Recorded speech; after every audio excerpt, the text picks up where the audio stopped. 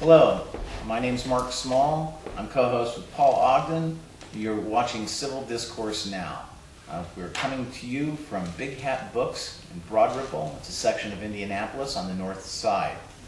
Big Hat has a marvelous selection of books, amongst which is Moby Dick by Dick Wolfsey. He's a local writer, local TV personality. He's going to be doing a book signing here from 5 to 8 on Wednesday, December 7th.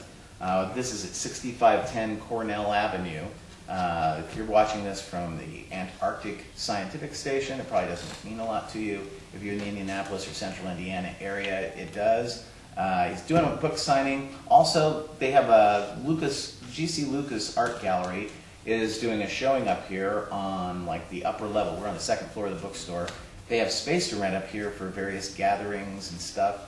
But the Lucas Gallery is doing a showing of Karen Chevalier Smith's art. So if you get a chance, come up here and look at what they're doing. Come here to the bookstore. They've got a lot of neat books to sell.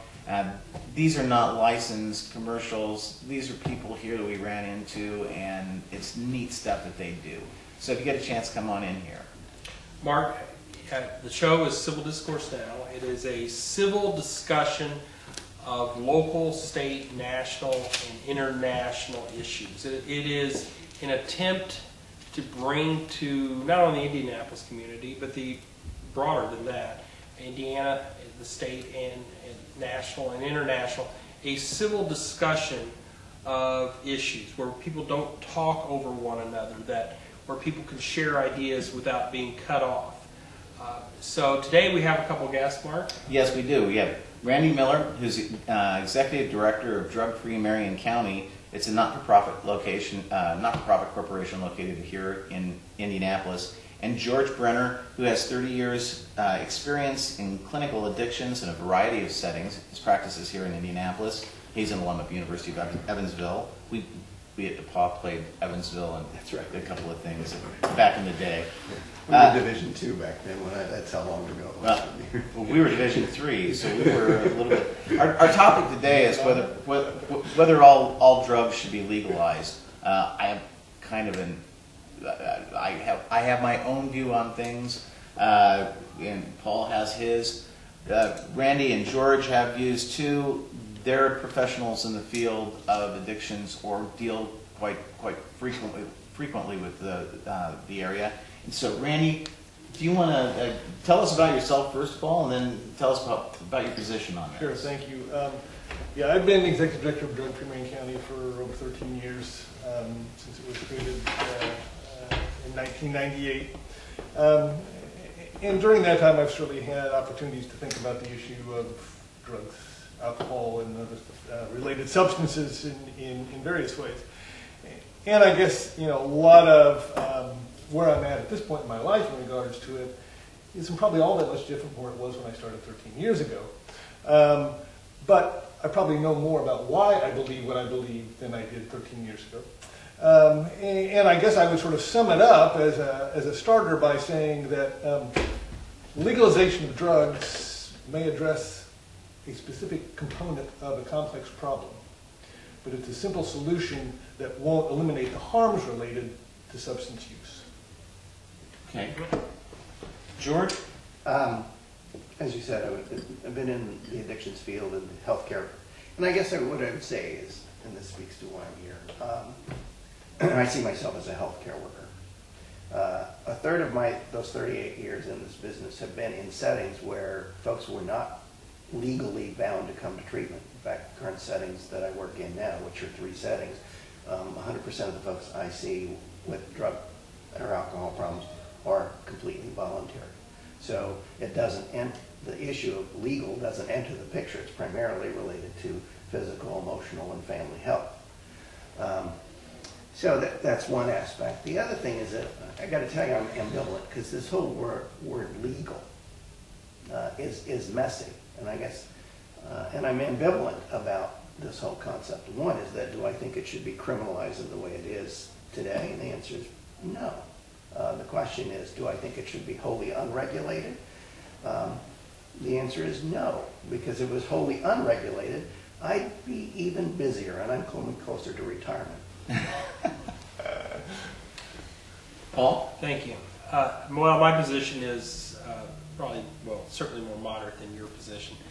I certainly hear what our guests, Randy and George, are saying, and I certainly agree that the problems that are associated with drug use have to be dealt with. The question is whether it should be part of our legal system or not, whether people should be arrested for simple possession, even for selling drugs. Certainly, I think marijuana should be legalized. I think it's it's, I won't say harmless drug, but it's probably no worse than alcohol, which I have some familiarity with.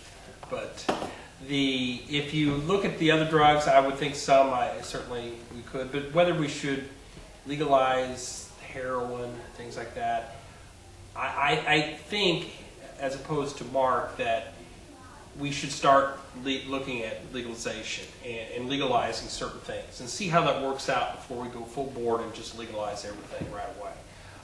I don't think the political environment would support that. I think the political environment, though, certainly is going to support legalization of marijuana. It's over 50% right now that does that. But I have a lot of concerns over health issues related to it. And one of the things I talked about off the air was the new synthetic drugs and the young kids in high school that are using these, which in some instances are actually legal, yet it could be scrambling their brains forever. So I have a concern about that. My position is it should be, all drugs should be legal. And in terms of addressing how that would be, I would think that there would be government regulation in terms, just like in alcohol. It was more difficult for high school students when I was in high school many years ago to obtain a six-pack of beer than it was to obtain a joint. A six-pack, you had to go to the store, you had to show ID. There were legal barriers that had legitimate goals because you don't want really young kids doing drugs, despite all the efforts that we were making. I was young at the time. But if you look at the prohibition of drugs and you compare it with the prohibition of alcohol, the problems in large part are the same. Certainly you have health problems with alcohol. Certainly you have problems of addiction with alcohol. But by alcohol having been illegal from the passage of the Volstead Act to its repeal in 1933, you had this explosion of gangsters, racketeering. It fueled an illicit market that would not have been there but for alcohol having been illegal. Once the Volstead Act was repealed, that disappeared, and I don't know of any. There might be pockets in the South, and I know people almost view it as a religion being moonshiners because their granddaddy did it and they're going to do it. And I've tasted moonshine before, and I don't see why anybody would do that. They do that, and they're entitled to by the law. You can brew like 200 gallons of alcohol for yourself. But I've not read of any gangster-related activities like drugs are right now related to alcohol. If those drugs, LSD, heroin, mescaline, marijuana, hashish, if those were legal and sold in government-controlled stores, the prices would be far lower because it would not be subject to the illicit market, and you could still tax it and still be lower. The black market couldn't get, I don't want to say black market, but that has implications that I don't like. The illegal market would not be able to compete with the pricing that a government-run store like that would have, even with that taxation. That would knock out a lot of crime related to drugs because either the crime itself of marketing, the way crime is fed with dollars from drugs, the way you have shootings because of drug territories, etc., those would tend to be eliminated.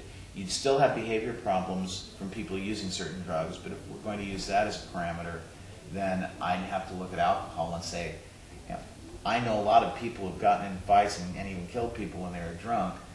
I don't know of very many cases in which people have smoked a few joints and gotten very violent about anything. I mean, those are, but far less frequently. But it's not been my experience, and I had rather extensive experience in field research in a certain respect from the 70s into the 80s.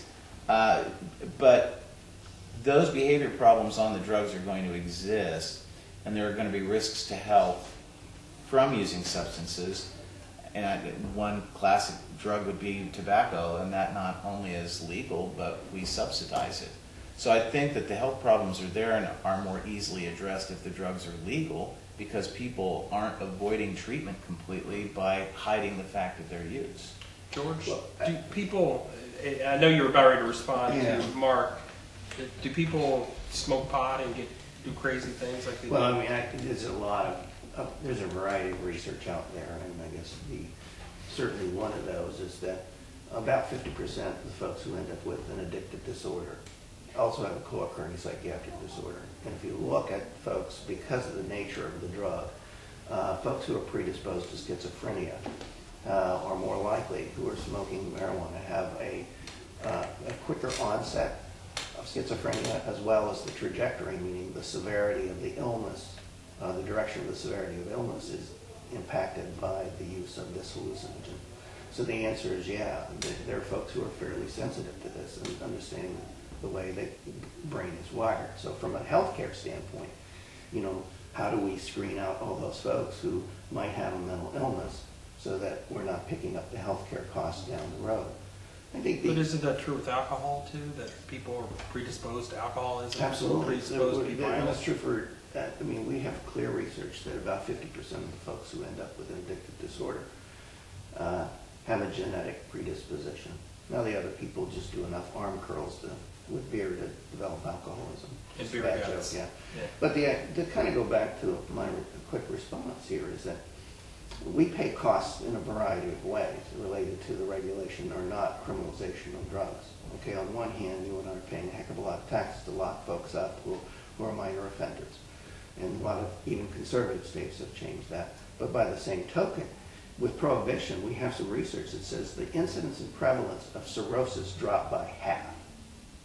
So how much does a cirrhotic liver cost to you and I in terms of healthcare dollars? You're talking about prohibition. So prohibition, I mean, the issue is that a certain level of regulation does reduce the healthcare costs down the road. So again, we pay in a variety of ways. Maybe we build less prisons, but can we have how many more hospitals? Because a quarter to a half of the people who end up in an emergency department related to trauma illness, trauma injury, are related to substance use. And some of those are cannabis or marijuana users. Oh, when you say 25 to 50% are related to trauma that's related to the use, that's like saying like a certain percentage of car accidents in the United States are caused by drunk driving. It doesn't necessarily mean that the intoxication, and I'm not trying to say go out and drive drunk, I'm trying to look at causation that's related to an incident having occurred. Somebody could have been in a traumatic incident and been stoned, but their having smoked pot was not the causal factor of a traumatic incident. And I don't have data in terms of what percentage are causal, which we're not. I mean, and they're not always illegal. The issue is that if you get too stoned, you lose coordination and you might fall over down a flight of stairs. So and when we look particularly at home accidents for adults, the highest incidence of home accidents for adults by which people end up with trauma are related to substance use. We're at the end of our first segment. We'll be right back. And start saying, we need to stop doing this with these bike lanes. Bike lanes are essentially taking over the traffic lanes. They're just going to continue happening. Thank you very much for watching us. We're at the end of this segment.